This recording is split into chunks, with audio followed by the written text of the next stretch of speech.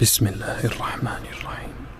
ليس البر أن تولوا وجوهكم قبل المشرق والمغرب ولكن البر من آمن بالله واليوم الآخر والملائكة والكتاب والنبيين وآتى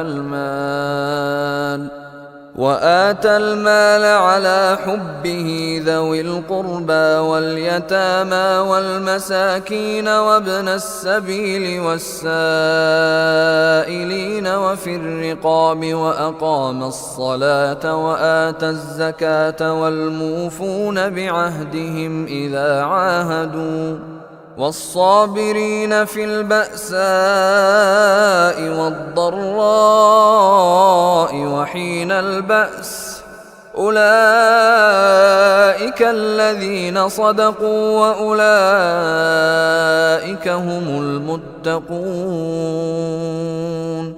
يا أيها الذين آمنوا كتب عليكم القصاص في القتلى الحر بالحر والعبد بالعبد والأنثى بالأنثى فمن عفي له من أخيه شيء فاتباع بالمعروف وأداء إليه بإحسان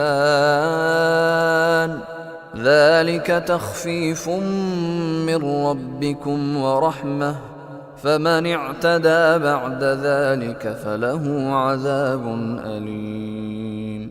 ولكم في القصاص حياة يا أولي الألباب لعلكم تتقون.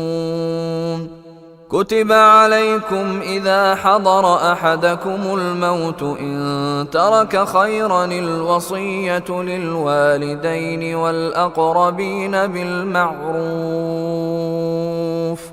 حقا على المتقين. فمن بدله بعدما سمعه فإنما إثمه على الذين يبدلونه إن الله سميع عليم. فمن خاف من موص جنفا أو إثما فأصلح بينهم فلا إثم عليه إن الله غفور رحيم.